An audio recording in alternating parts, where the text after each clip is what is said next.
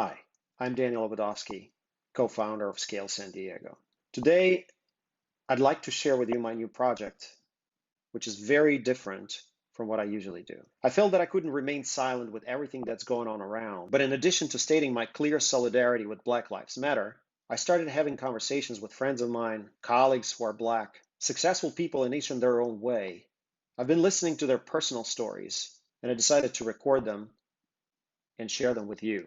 The project is called Conversations about Race. Why did I decide to do that? First, in addition to our values at Scale San Diego, our hearts and minds are always with those whose voice we believe is not clearly heard. And second, in the process of having these conversations with my friends, I came to realize a lot of things about lives of Black people that I didn't realize before. I started these conversations with a set of assumptions that immediately got questioned and challenged as I was hearing more stories. I feel compelled to share the stories with you. When some people say all lives matter in response to Black Lives Matter, or when they talk about police brutality in general versus police brutality towards Black people, they miss the point. Not only do they miss the point, they also dilute the issue here. The issue of injustice towards Black people.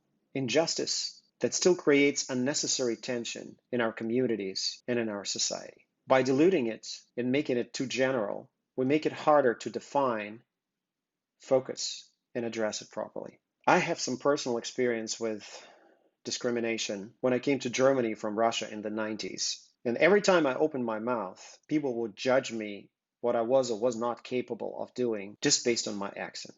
Although I cannot compare this to what Black people have to endure, I can certainly relate. Those who have never been discriminated in their lives are having a hard time understanding what it's like. This is why hearing real stories is so important. And then there's a notion of white privilege. Most of us don't even realize we have them, do we? It's like being let off with a warning when you get pulled over by police, or not being eyeballed in a store, or when people don't call police after you when you're just jogging in the neighborhood.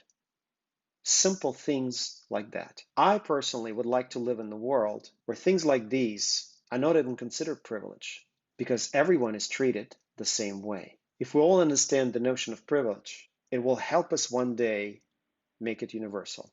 Some conversations or stories may appear uncomfortable, but that's the only way to get us to act and change. I've recorded a few conversations, and I'm going to record more. I'm going to start posting them here one by one. Stay tuned.